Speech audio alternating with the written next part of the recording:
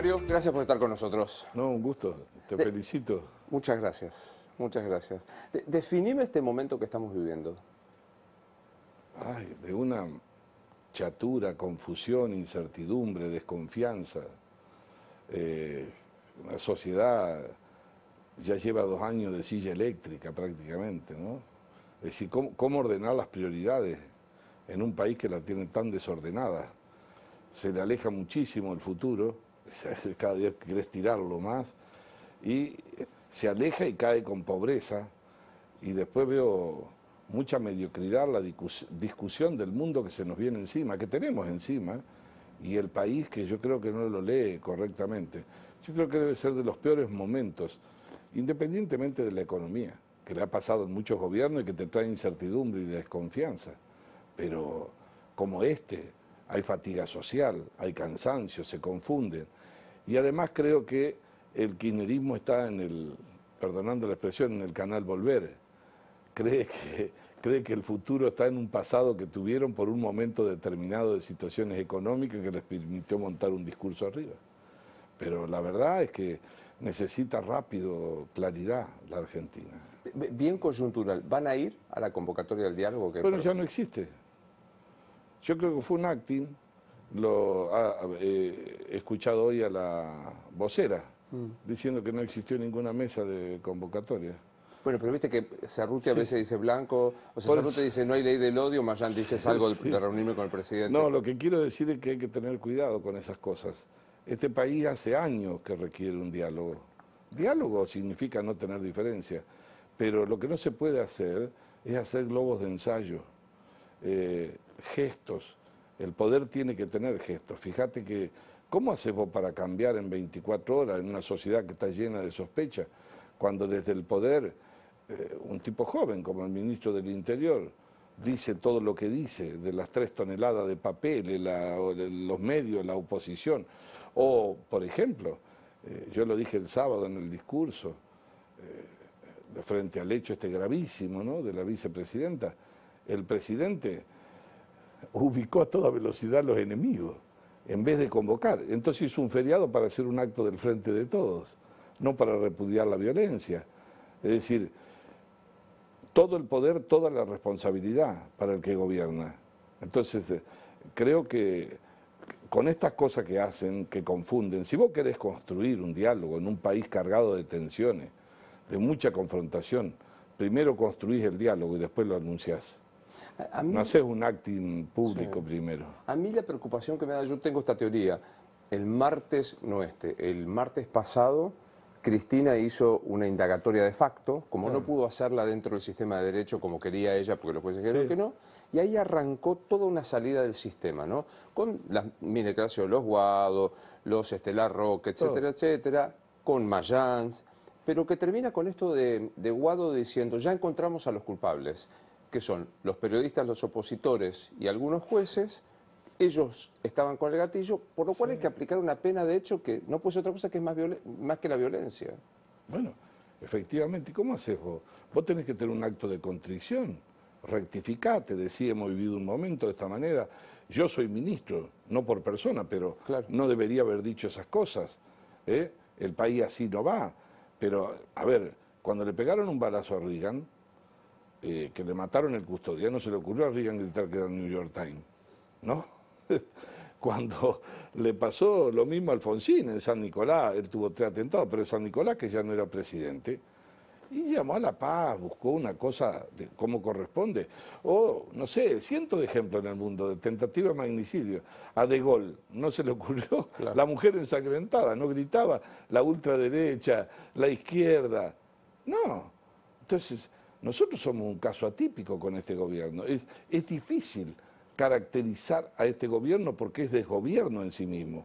Se lo puede caracterizar como ideología. Han superado a lo clásico del populismo, ya no son nada, están por encima, es poder por poder. Y eso lo ha retraído a la Argentina. Hay mala gestión además. Entonces, ¿cómo vos vas a desordenar? El presidente está muy débil, todos lo sabemos, yo creo que no expresa, pero tiene que honrar el cargo, no es Alberto Fernández. ¿Quién gobierna hoy?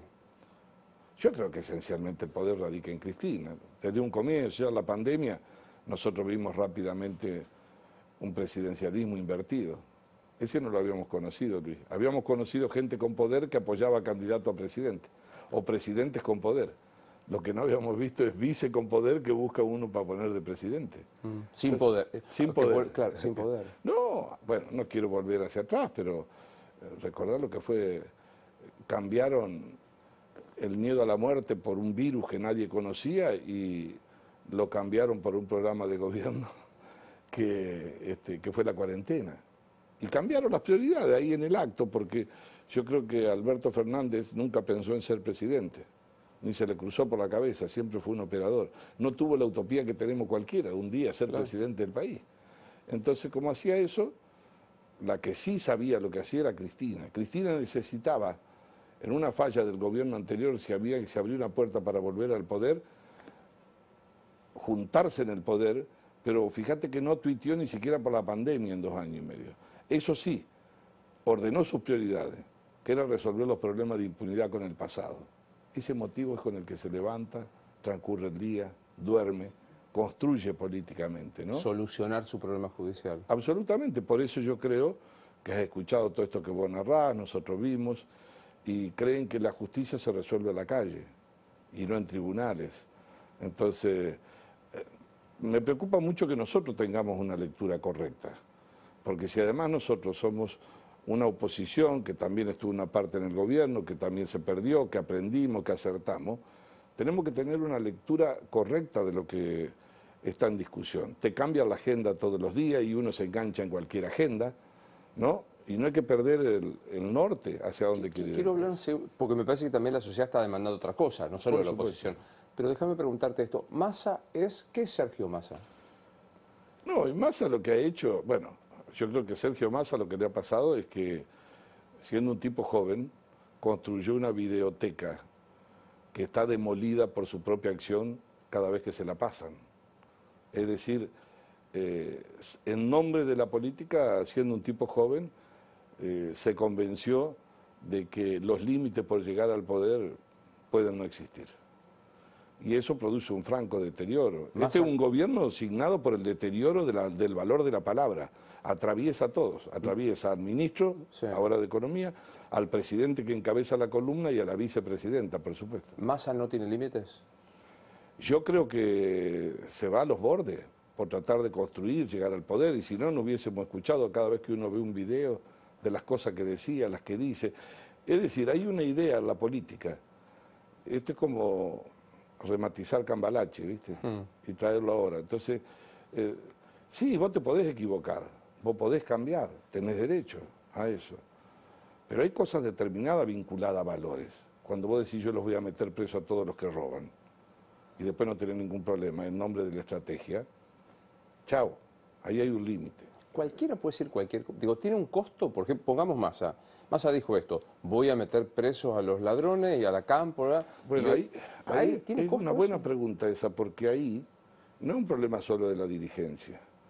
El populismo crea una cultura en la sociedad donde, por supuesto, los americanos te dicen a vos, bueno, es la economía, estúpido. Es cierto que la economía hace ganar y perder elecciones. Pero pueden decir eso porque si vos mentís en Estados Unidos te pueden bajar de presidente. Si le descubren, no sé, un amante, sí, claro, ¿no? Es decir, por eso. Entonces, hay determinadas cosas que están fuera de discusión. En este país está todo naturalizado. Y es como que hay una cultura que le ha hecho meter en la sociedad que deba admitir. Digamos, acá seguro, y es natural que en parte ocurra, que vos pierdas las elecciones por la economía. Pero ojo, hay que empezar a replantearse si también no está en peligro cuando vos estás en el gobierno por pérdidas de valores o por violar la ley, por no tenerle miedo a la ley, porque después la sociedad hace exactamente lo mismo, ¿no? Hay mucha mediocridad en eso. Se le ha perdido el miedo. Desde el poder incentivan no tenerle miedo a la ley. ¿Cristina tiene límites? No, yo creo que no. Hoy no tiene ningún límite. Tiene, no sé, una profunda confusión, pero lo que tiene una idea es de poder por poder por poder y mantenerse, y va a imaginar, y además creo que no tiene ningún inconveniente, sabiendo que lo que está diciendo que no es mentira, tratar de convertirlo en verdad. Bueno, en realidad padece esa situación, que la única forma de convencer es que vos estés autoconvencido, aunque sea de lo negativo. Pero eso es interesante. Ella se autopercibe de izquierda, revolucionaria, progresista. ¿Se lo cree o lo actúa? Yo creo que si lo actúa lo hace muy bien, pero primero hay un proceso de autoconvencimiento que lo acompaña con gestualidad durante su tiempo. Entonces, nunca en su vida había visto a la madre de Plaza de Mayo, no solo las abrazó, sino que después analizó los derechos humanos. Y así fue con cada hecho. Y le tocó un momento donde en la región tocaban gobiernos populistas al amparo del crecimiento de los commodities, ¿no? Le tocó Venezuela junto con Néstor, y bueno, se engancharon en ese viaje. Y por supuesto recrearon esa cultura de amigo-enemigo, todavía ya es una cosa vieja, viene cayendo, entonces no tienen problema en armar el discurso del odio, que no tiene nada que ver para lo que nació, ¿lo sabés vos? Sí, claro. No tenía que ver, ¿no? Para castigar el antisemitismo. Nació con otra idea, la propia Alemania, que está prohibido hasta el Holocausto, pero tiene otra historia. Pero acá lo agarraron en Venezuela y lo agarraron en Nicaragua, donde están presos todos los opositores, y están presos por ser odiadores del que odia y concentra el poder. ¿Te pasará que por la calle, que te conocen, la gente te dice, y lo voy a repetir así, lo armaron todo lo de Cristina, no hay atentado? ¿Qué decís a eso? No, yo creo que ocurre. Después podés caracterizar el personaje, el que lo hizo o no lo hizo. Yo creo que los hechos ocurrieron. Eso se ve. Fue así, y creo que es así. Que no sé cuánto es el porcentaje, si vos tenés lo medí, no lo medí, pero hay un sector de la sociedad que sospecha ya por naturaleza, además, por los golpes que ha tenido, por las mentiras, por todo. Sospecha mucho. Ahora, si a eso le agregás a Mayans en el escenario, ¿qué va a pasar con esa sospecha? ¿Va a aumentar o no va a aumentar? Mayans diciendo, quieren paz social, archiven la causa. Pero, ¿qué otra cosa puede ser? Pero además de eso, mandan a una persona que lo desmienta. Y a los 4 minutos se saca una foto con el presidente, que en definitiva es para avalar lo que Mayans había dicho. No, la foto no es porque Mayans sea premio Nobel o sea Brad Pitt. Es decir, el gobierno cree, y a veces capaz que le ha tenido algún éxito, de que ellos pueden armar una bolsa de iniciativas que confundan permanentemente y que tengan a la sociedad casi hipnotizada, porque entre que saca 1.000 pesos del bolsillo y compra 2 tomates, ¿no? Y además de eso escucha por la radio esto y ve por la televisión lo otro, y la oposición que no ordena sus prioridades. Te lo pregunto así. Uno ve, el video es obvio, que hay un señor que se llama Sabac Montiel, que tiene un arma, que gatilla, eso no hay duda. ¿Te parece un disparate monumental pensar que alguien montó eso? Yo tengo responsabilidad, por eso me quiero cuidar en las opiniones, pero confío mucho en la justicia. Yo confío mucho.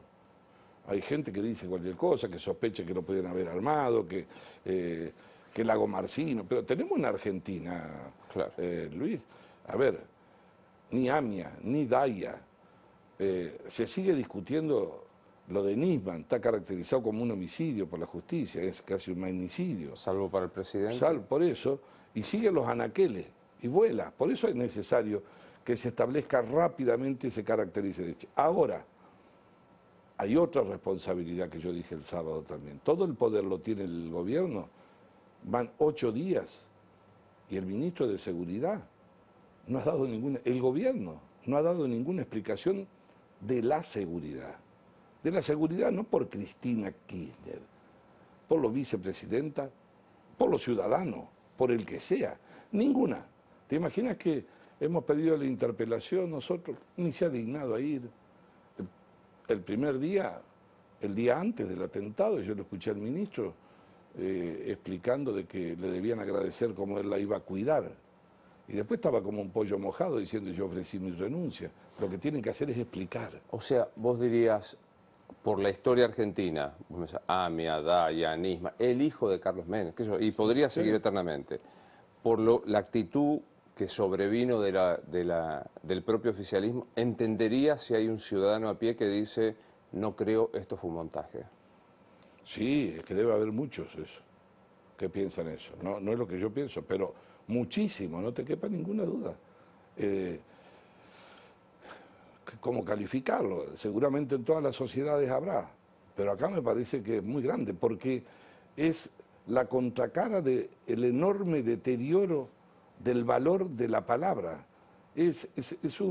A ver, un gobierno que a vos te dijo que te encierres en el garaje y que abra la puerta y te alcanzaba la comida, que vos no veías a tu familiar, que tuvo 35 hechos de violencia institucional. Ahí está lo de Blas, abrió el juicio en Córdoba, lo que pasó, bueno, con todos, ¿no? 35 hechos. Y que además te dijo no se hagan los vivos. Y que además hubo 10.000 denuncias penales en toda la Argentina. Y un día apareció la fiesta en Olivo. Y la arreglaste con 1,5 palos. Entonces, digo, ¿qué queda después de eso en términos éticos? Porque un gobierno se puede equivocar en la medida que además también puede explicarlo, decía Churchill. El problema no es que no te equivoques, nadie es infalible, pero que lo puedas explicar a la sociedad. En un país más o menos razonable, ni te digo en un sistema parlamentario, pero en un país más o menos razonable, ¿Alberto hubiera sido destituido? Yo creo que estaría pasando, ya hubiese pasado muy mal, pero ya en la época de la pandemia. Y mira, imagínate eso, nosotros pedimos el juicio político, pero yo nunca he pedido eso. Pedí una vez cuando el Olivo Gate, porque quise ubicar en el máximo de las responsabilidades del presidente cuál sería su máxima sanción. Algunos me dicen, bueno, pero vos sabés que eso no va a prosperar. No importa, porque cuando el vicepresidente hizo lo de Chicone, tampoco había votos. Y se le pidió el juicio político. Y no se equivocó donde terminó. A ver, por lo mismo de él, el que se fue Boris Johnson, ¿no? Sí, claro. Le pasó un año, pero además Boris Johnson lo sacó a su propio partido. ¿Qué te sentiste, Mario, cuando, vos tuviste una actitud muy generosa cuando empieza la pandemia, la frase textual no me la acuerdo? Usted no, te la digo yo. ¿Sí? Yo le dije, yo no lo conozco al presidente, lo conocí ese día, aunque te parezca mentira, en mi vida política.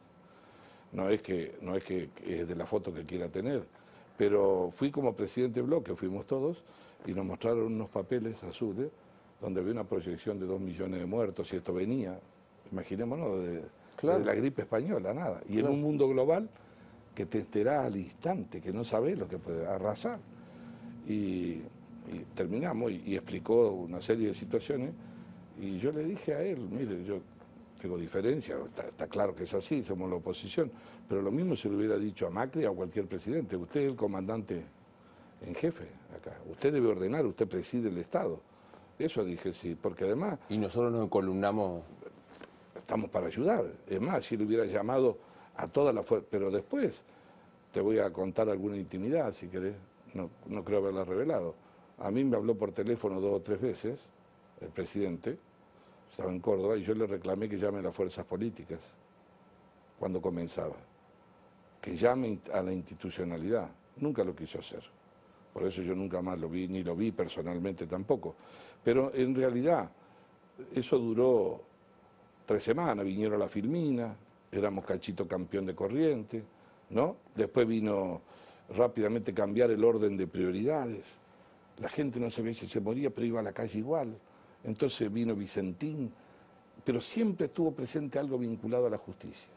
Y en el acto compró enlatado la reforma judicial, que era una payasada, mientras la gente buscaba vacuna, no sabía si vivía. Y yo creo que duró muy poco la idea en la Argentina de que un presidente, aún los que no creyéramos nada, duró instante.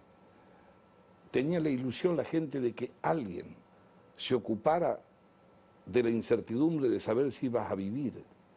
Y duró, porque en el acto cambió la agenda, sacó a la gente a la calle. Bueno, yo nunca he visto una cosa, después vino saltar la fila, los vacunatorios VIP. Es decir, si hubiese que reconstruir, algún momento se va a escribir esta parte, siempre alguien va a escribir este capítulo. En todos los países hubo errores, pero si vos juntás la acumulación de groserías éticas que se cometieron desde el poder como abuso de poder en la pandemia, llévatela de este gobierno que te sobra, la podés pasear por el mundo.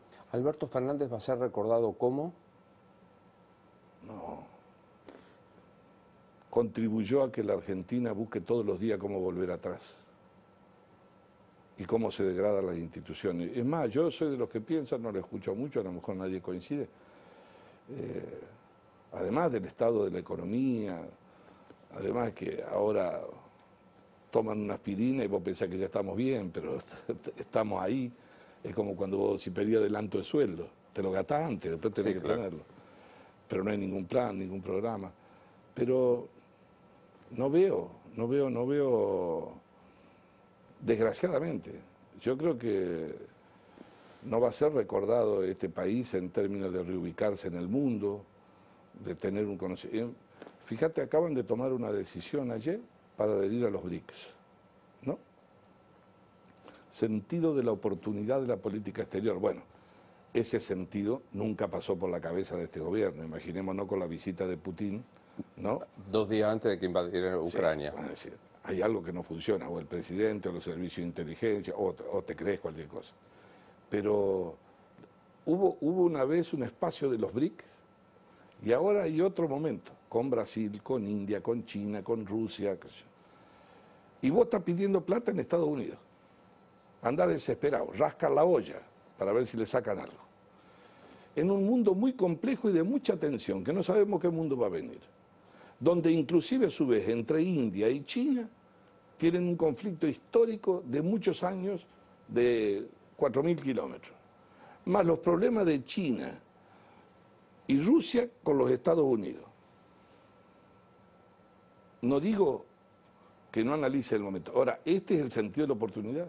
Esta es la urgencia de la Argentina, resolverla ahora. No hay cancillería, convenimos. Bueno, no, acá lo que hubo una pasantía, no hubo una cancillería. Cafiero es un pasante. Y nosotros tuvimos un pasante, sí. Sí, tenemos un pasante. Inclusive, creo que no prestigia el recuerdo ni siquiera de cancilleres importantes, ¿no? Del peronismo. Es decir, aunque uno no comparta en términos de respeto. No, la política exterior, que es la ropa que te pones para salir a la mañana y dar vuelta y que te vean, en este caso desde el mundo de la Argentina, son andrajos. ¿Lo votás a Macri como candidato a presidente? Yo creo que ahora no va a ser ya candidato a presidente. ¿Quién te dijo? No, bueno, es una decisión de él, obviamente. Nosotros, yo creo que en la coalición hay que administrar las diferencias, pero supongo que el radicalismo va a tener candidato a presidente. Morales, Manes. Hasta ahora son los que se han pronunciado, habrá algunos más, a lo mejor, no sé. Yo siempre pensé que... ¿Vos vas a jugar, no? No, yo no he pensado en eso. No es que no me gustaría, ni que no me sienta con responsabilidad. Pero yo pienso que nosotros tuvimos 5 o 6 meses donde perdimos energía. Pusimos mucha energía al servicio de las candidaturas y cuando vos las pones con mucha anticipación tenés que buscar diferencias, ¿no? Entonces, el secreto de una coalición es administrar las diferencias. Nosotros no tuvimos una coalición de gobierno, fue parlamentaria. Es cierto que parlamentariamente vamos a cumplir 8 años, tengo alguna experiencia en eso, arrancamos 85, somos 115, 116, es difícil, veo un equilibrio inestable a veces en Juntos por el Cambio, pero nosotros tenemos que meter la cabeza rápido en terminar, están trabajando la Fundación, el programa que necesita la Argentina no es solo económico. El kirchnerismo deja a la Argentina la necesidad de un programa de reconstrucción del país. Y un país necesita reconstruir a la par de la economía las instituciones. La credibilidad que hablaste vos, la que no existe, claro. La independencia de la justicia. Si no, no hay inversión que venga. ¿Te hace ruido que Facundo Manes se reúna con Schiaretti? No, yo dialogo con todo el mundo. A veces hay que tener sentido de la oportunidad. Es decir, nada más, pero estoy más ocupado en otras cosas. Pero porque sé que lo que va a hacer el peronismo de Córdoba se va a quedar en el peronismo. Conozco, independientemente. Pensar un peronismo racional, no me gusta la expresión. Bueno, en este país no tenés por qué pagar por pensar, al contrario, eso es bueno, qué sé yo. Pero en mi orden de prioridades no lo veo ni adentro de Juntos. Pero además lo ha manifestado él, él no tiene nada que ver con Juntos por el Cambio. ¿Y quién es tu candidato? No, esperemos que en el radicalismo, yo estoy en un Por bloque. eso, dentro... En un bloque nosotros somos mucho y habrá opiniones de los amigos que pueden estar repartidas, tengo que administrar eso en términos de ayudar, pero obviamente tengo muy buena relación con el presidente del partido, Facundo integra el bloque también del radicalismo, ya veremos, yo creo que nosotros tenemos posibilidades ciertas, el radicalismo ha recuperado geografía, ha recuperado representación, yo creo que hemos crecido mucho en términos de racionalidad, en términos de percibir el futuro. Hay que administrar las energías internas al servicio de la interna de la coalición. ¿Va a haber? Porque aunque se hagan en la casa de los que integran la coalición y no sea la tuya, también golpean a la tuya. Sí, claro. ¿Va a haber paso? Yo creo que debe haber. Sí, pero ¿vos crees que el gobierno va a querer? Sería una estafa que la eliminan. ¿Sería una estafa? Que la eliminen, sí, sería una estafa, lo mismo que la crearon. Pero una vez ya amagaron con derogarla, acordate cuando tuvimos que postergarla 30 días, pero en manos del kirchnerismo todo es posible. Entonces, no debería, nadie creo que lo haga, en los partidos opositores debería poner en su análisis la posibilidad que eso exista, para tener un plan alternativo. Citaste de vuelta el kirchnerismo, viene un danés, siempre digo esto, un tipo de Dinamarca. ¿Qué es el kirchnerismo? No sé si se vuelven o preguntan dónde puedo hacer un curso. Es decir, no sé si iría a la UBA a ver si alguien le puede explicar, pero yo creo que lo que pasa es que ya son muchos años y antes hubiera preguntado por el peronismo, lo que pasa es que el kirchnerismo ha absorbido al peronismo, y lo digo con mucho respeto, pero que alguien me diga a mí dónde hay un dirigente del peronismo, se lo he dicho a varios, que despotrican por atrás, pero no digo que le ganen a Cristina, que le discuta la idea del populismo que tiene, la idea de una república con instituciones que dependan de uno solo que ejerce el poder, que crean de la idea que tiene una supremacía moral porque la gente te votó por encima de los que perdieron. Uno, digo un cafiero no, porque estamos hablando de otros tiempos, pero alguien que debata una idea, que diga, no, nosotros reflejamos. Yo te escuché, decía en un programa con vos, Durán Barba, creo que. Sí. Es decir, fíjate vos que el peronismo también hay una parte cultural, porque nadie se sabe lo que... lo tuviste a Corach. Corach en un reportaje hace un tiempo largo dijo que el peronismo era de acuerdo a las circunstancias de lo que iba pasando en el mundo. Así fue. Eso si en el mundo había neoliberalismo, ponía un presidente neoliberal. Si había uno estatista, ponía un estatista. Si había uno bueno, estos no son de izquierda, son una izquierda muy trucha, pero no es contra natura. Pero, entonces eso ya no existe. Y en la región, en Brasil nadie vota por Joe Goulart. ¿Me encontrás a alguien? No, nadie. No, nadie. Es decir, entonces hay una cosa vinculada. El danés está complicado, ¿eh? El pobre dinamarqués está complicado, no tiene idea que... Yo creo que sí, no, además creo que estaría muy complicado, además por el funcionamiento de las instituciones, por el sistema parlamentario, por tener que responder.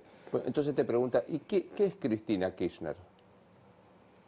Yo creo que Cristina es una adoradora del poder y creo que le gusta ejercerlo sin límites y que la ideología en todo caso es un insumo de acuerdo a las circunstancias que le ha ido poniendo como combustible. No tuvo ningún problema en comer, almorzar y cenar con Domingo Cavallo en su época, con su marido, y decían que era lo mejor, y hoy si le pueden prender fuego a donde vean una estatua le prenden fuego. Es muy interesante lo que dijiste, es una adoradora del poder, la ideología es un insumo variante, sí, variable.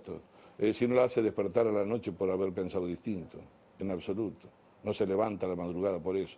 Y además tiene una filosofía de que vos, si ejercés el poder y la idea de que podés permanecer, todo pasa. Todo puede ocurrir. Yo recuerdo el discurso de Néstor Kirchner cuando asumió en la Asamblea Legislativa, tuvo una frase que dijo, entre yo, presidente, y la sociedad no va a haber nadie en medio. Nadie va a interferir.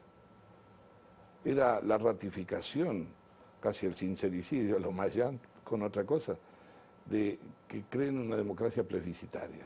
Digamos, Si a mí me votan, tengo un plus de poder superior a los otros poderes. Es decir, vos sos juez, pero a vos no te votó nadie. ¿No? Vos sos legislador, pero te traje yo la lista o te trajo otro partido y perdieron encima. Entonces yo tengo un plus de poder. Los controles, y muchachos sí, pónganlo, pero molestan los controles. No nos permite desarrollarnos. Por eso fue con tanta naturalidad que ellos estuvieron 12 años, para 16, siempre gobernaron en emergencia.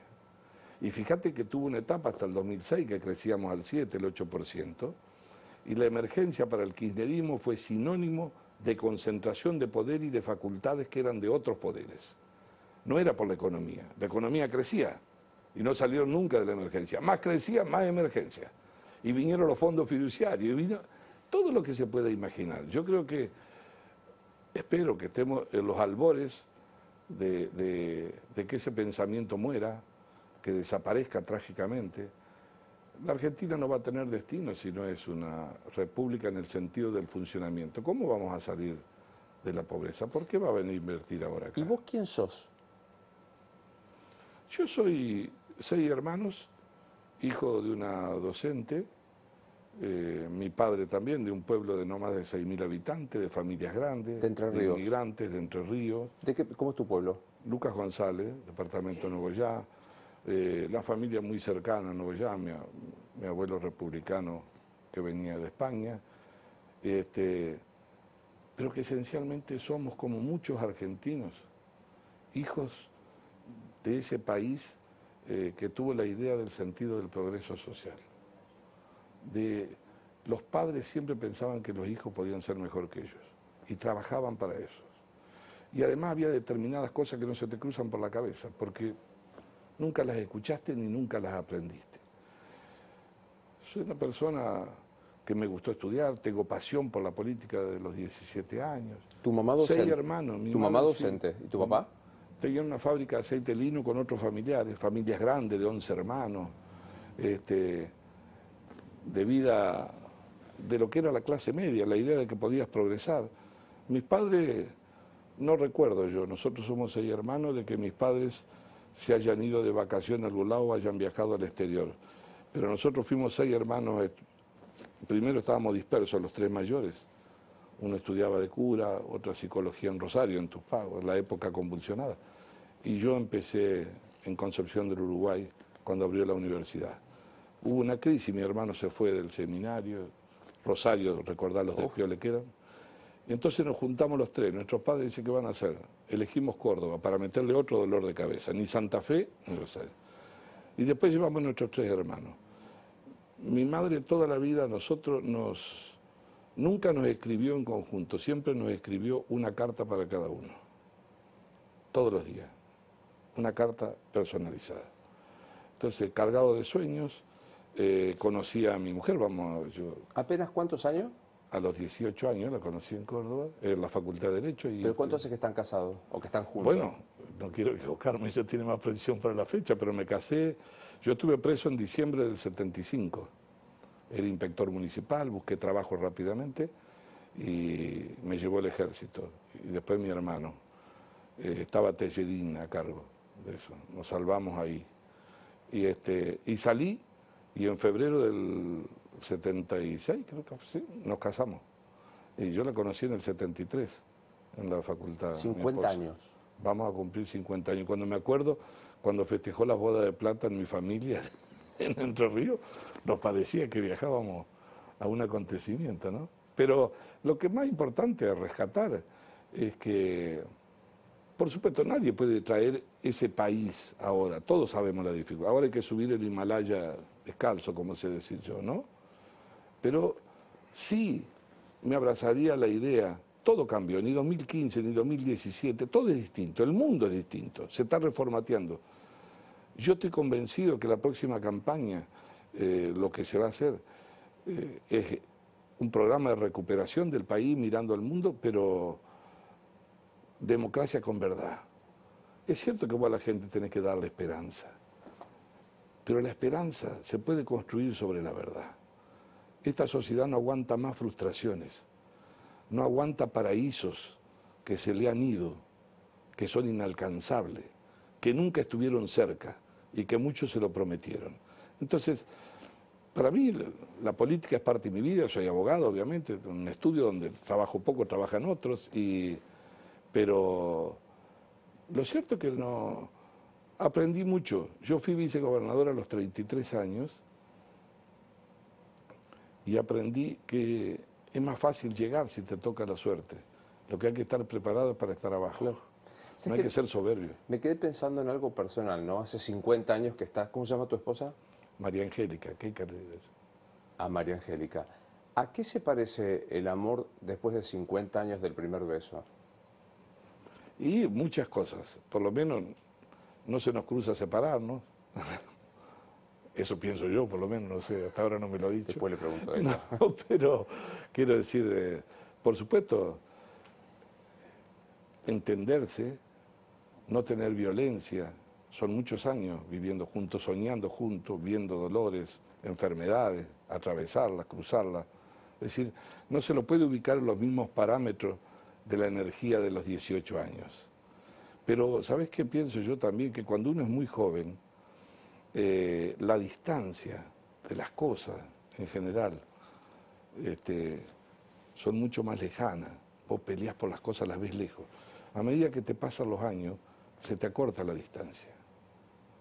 Tanto en las conversaciones, en la experiencia de vida, hay que tener cuidado a los hijos o a los nietos, no martillarle la cabeza de que hagan lo que vos hacías, porque el mundo cambió, Claro. ¿no? Que ejerzan su libertad. Pero me gustó lo sutil que estuviste. Pero ¿sabés qué es? Pero ¿sabés qué se gana, Luis?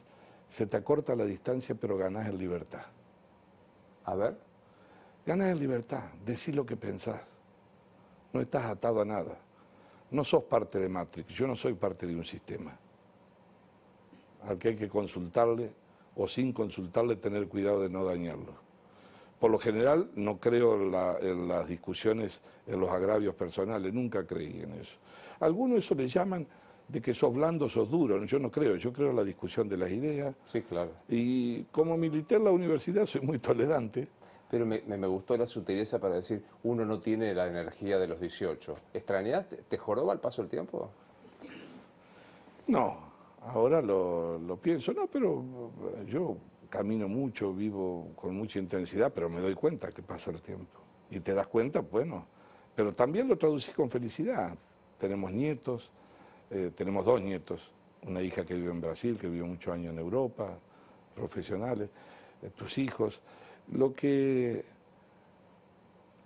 sentís en el tiempo, no sé si te pasará una conjugación difícil a tu oyente, cuando se te va un amigo o con quien compartiste afecto, ¿no? Ahí sentís el tiempo. ¿Cuándo te caíste en el helicóptero? Yo había sido electo vicegobernador a los 33 años, fue en diciembre del 84, un 10 de diciembre en la fiesta nacional del maní, ¿Y ahí, en Hernando. Y ahí? Sí, pero vos sabés que yo nunca he hablado de mi accidente, me parece a mí que nunca hice un reportaje con eso, ¿no? Pero se mató un entrañable amigo mío, no, se mató ahí en el accidente, sobrevivió, murió ahora, un entrañable amigo mío que me acompañaba, mi secretario privado, y los 2 pilotos en un helicóptero. Y caímos de más de 100 metros. Todavía tengo una placa, yo sobreviví, no sé, será, si no crees en Dios, por Dios igual, ¿no? Así sea agnóstico. Pero no es que vos lo midas en el tiempo, cuando pasa el tiempo, vos te das cuenta, me pasó a mí, que frente a determinadas cosas reaccionaba distinto. Por ejemplo. ¿No? ¿Qué sé yo? Cosas de la vida. Tenés otra paciencia, en realidad hay que decir la verdad. Te das cuenta que vos no sos imprescindible. Nada se va a detener por uno, porque la vida es finita, ¿no?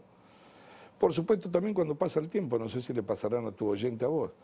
Es decir, lo que querés dejar de lado, salvo las cosas irreconciliables en términos de valores, pero con los que has tenido las distancias de los seres humanos, por la pasión, por lo que sea, pretendés buscar eso, sacarla y reencontrarte. ¿Para qué sirve la plata? Para vivir. Para vivir, creo que para tener una idea mínima, el sentido de progreso, estudiar, prepararse, pero en la política, si vos querés poner la energía de la cabeza para hacer plata, no te dediques a la política. Bueno, hay unos cuantos que hicieron unos cuantos millones Claro, con la política. sí, eso es la verdad. No pusieron la energía para hacer política, la pusieron para hacer plata. Esa es la verdad. ¿Te ofrecieron alguna coima alguna vez? Personalmente no, aunque te parezca mentira, nunca. Yo creo que, te dije que yo no estoy en Matrix, pero soy un ser humano, transito este mundo y tengo una, no hay que hablar de autosatisfacción, la mejor satisfacción mía es mi vida, mi familia y dolores, enfermedades que tuvo mi esposa en algún momento y que la superamos, pero por ahí tengo bronca, vos sabés, cuando se insulta a toda la política. Es como un acto de impotencia, vos querés decir, no se puede ser así. Los políticos son chorros. Claro, quiero decir, pero digo, no es que la gente no tenga derecho a sentirlo, no que me enojo, me da impotencia, es como un grito adentro, ¿no? Pero también debo decir que la gente por demás generosa. Yo nunca le pregunté a nadie por quién votó. Yo hoy estoy viviendo como los mejores años de mi vida política, mi vínculo con la sociedad. Hago mal en decirlo, pero ni sé si me votan. Pero a dónde voy, a dónde estoy, o en cualquier lugar. Sí, te digo la verdad, porque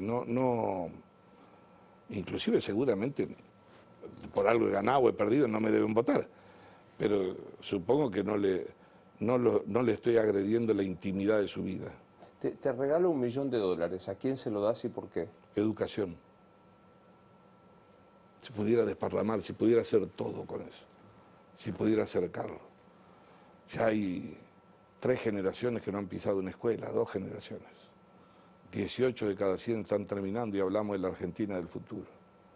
Nos pasa por arriba el mundo. La desaprehensión, la frivolización que hay en mirar las cosas. A veces yo recorro mucho la provincia y estoy hablando de Córdoba como vos de Santa Fe, una provincia productiva, pero ya el Gran Córdoba tiene mucha pobreza, muchísima. Y vos ves chiquitos de 8 años, 9 años, una velocidad mental impresionante, porque son los que te venden en la calle, los que cambian, pero no sé qué futuro tendrán. Entonces, si no tienen futuro ellos, ¿por qué va a tener futuro el país? Es decir, no sé, lo que pudiese rescatar, lo pudiera.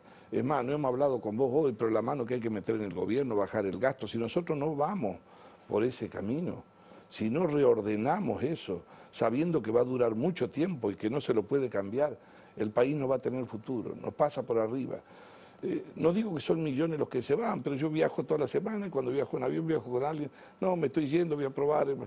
No era como los 70, donde vos ibas sin nada a Europa, a la casa de un amigo y a la semana hacías algo por 500 euros. Claro. Pero ahora todo el que tiene algo de conocimiento o mediano emprendedor se lanza a buscar. ¿Qué haces si te encontrás con alguien por la calle que te insulta, que te putea? Yo por lo general me freno, en el instante no respondo. ¿Qué pasa cuando hablas con kirchneristas? No digo los que se aprovechan, militantes en serio, de buena fe, que te dicen, Cristina no afanó. No me pongo loco, si tuviera 18 años empiezo a los gritos, ¿no? Pero tengo frustración a veces, pero con algunos amigos que tengo, pues tengo cosas de la vida que son superiores a esas. Entonces, ensayo una conversación un rato, trato de explicar, y después la dejo de lado. Porque si a mí me unen otras cosas, los hijos, la vida, la familia, los valores, con vos durante muchos años, aunque vos pienses absolutamente distinto, yo no puedo invitarte a mi casa o ir a tu casa para ensuciarte el living. Es decir, tengo que, por lo general en esos encuentros trato de preservar lo que durante mucho tiempo no busco, lo más rico, pero Creo que hay un sector enorme, no sé si es grande, que está convencido de que no es así. Pero lo que pasa es que la evidencia tiene el tamaño del universo. Cristina se la llevó. Todo un sistema, una forma. Imagínate que el ministro de Obras Públicas, De Vido, fue el ministro más longevo en el cargo, 12 años, con ley de emergencia, mayoría en ambas cámaras, ¿no? Y dispuso de 150.000 millones de dólares, y de los 5 funcionarios que tuvo, solamente uno que lo tuvo que cambiar, que fue, no sé si fue Jaime, que sabe los motivos por qué se fue, los otros 4 lo acompañaron todos. Entonces, con absoluta discrecionalidad. ¿Sabe lo que? Que no lo controlen. 150.000, ¿sabe qué significa? 120.000 millones. 12 años de exportación de la Argentina a Brasil. Eso manejaba una persona, un poder con toda la concentración del poder. Por eso yo creo que en la función pública, mirá, cuando empezás a dejar todo adentro del despacho, no solo la foto, y ya empezás a confundir lo público con lo privado, tenés que tener a alguien al lado que te diga que te vaya, ¿eh? Porque si no te quedás con lo público. Woody Allen dice que solo sé que hay 2 cosas importantes en la vida. Una es el sexo, de la otra no me acuerdo. No, esa es importante y de muchas otras cosas me acuerdo. Es importante el sexo.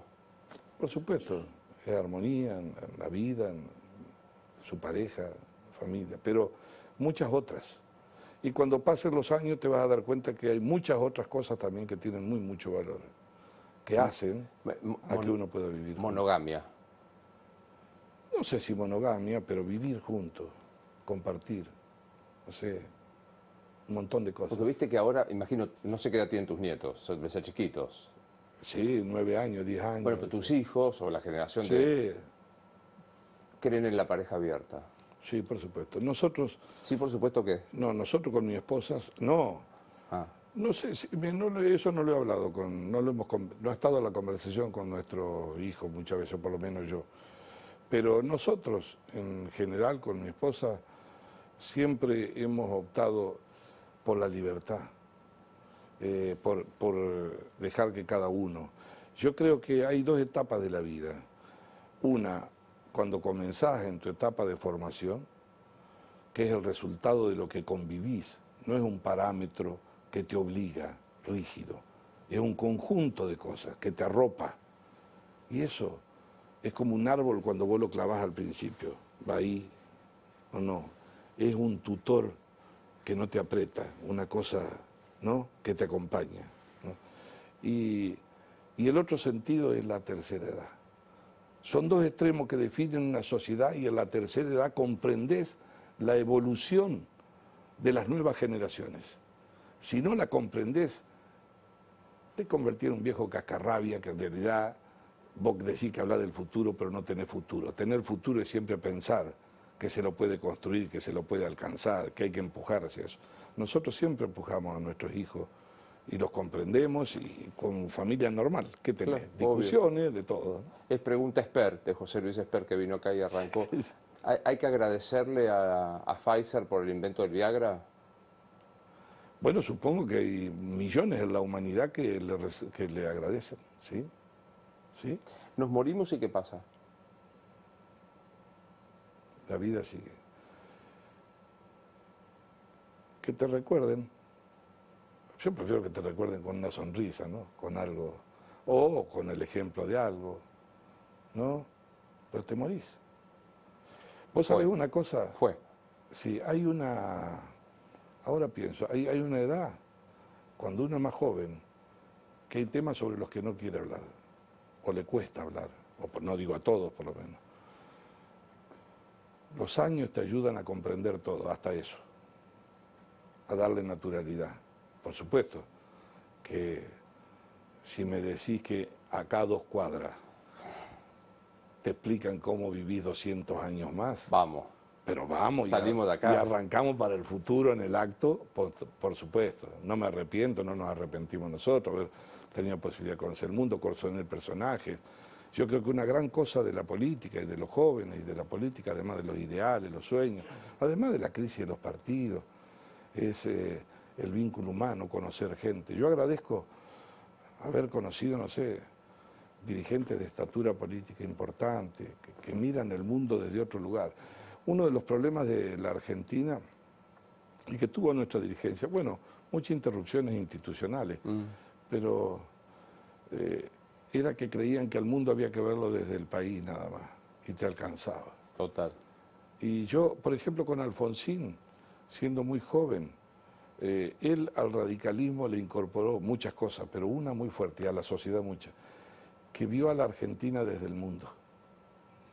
Es un cambio cualitativo que te permite no ser arrogante, que te permite saber hacia dónde va la humanidad, que te permite saber que si vos no pones al servicio tu pensamiento, tu educación, tu capacidad, eso, el mundo no va a venir por vos, va a pasar, no se detiene, ni el conocimiento. Entonces, hay un punto de inflexión. ¿Qué nos queda pendiente a mí? Yo quisiera ser protagonista de una Argentina, no de diálogo ideal, porque eso no existe. Cuando uno habla de diálogo, quisiera ser protagonista de una Argentina de diálogo que tenga dos parámetros. El primero, que esté fuera de discusión, y es que nadie va a dejar de respetar la división de poderes, que nadie va a dejar de temerle a la ley.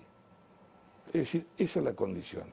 Y la segunda es que las diferencias no pueden irse al infinito a donde vos pongas en juego el futuro entero del país frente al mundo.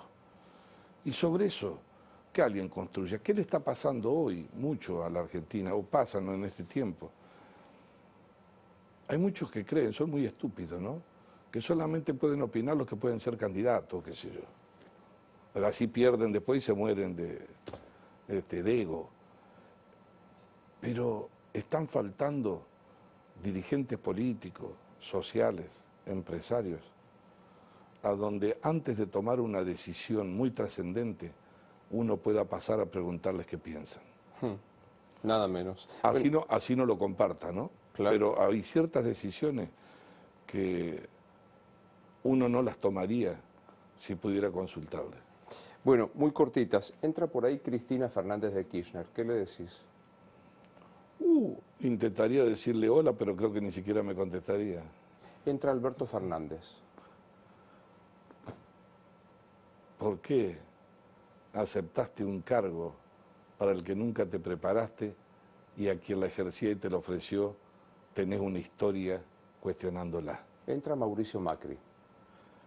Le diría que intentó hacer muchas cosas buenas, algunas las dejó hechas, y le diría hoy que el secreto de la democracia es hacer lo que hay que hacer, pero que además la sociedad te comprenda. Y también le diría que hay que sentirse líder, no hay que sentirse dueño. Entra Horacio Rodríguez Larreta. Me gusta su gestión, gestiona bien, pero le diría que entre la gestión de Cava y liderar un país desde La Quiaca a Tierra del Fuego, hay que meterle más impronta, hay que acercarse más. Entra Javier Milei. No opino sobre él. No opino porque mis diferencias con Milei, además de tenerla por la economía, independientemente de eso, son más profundas.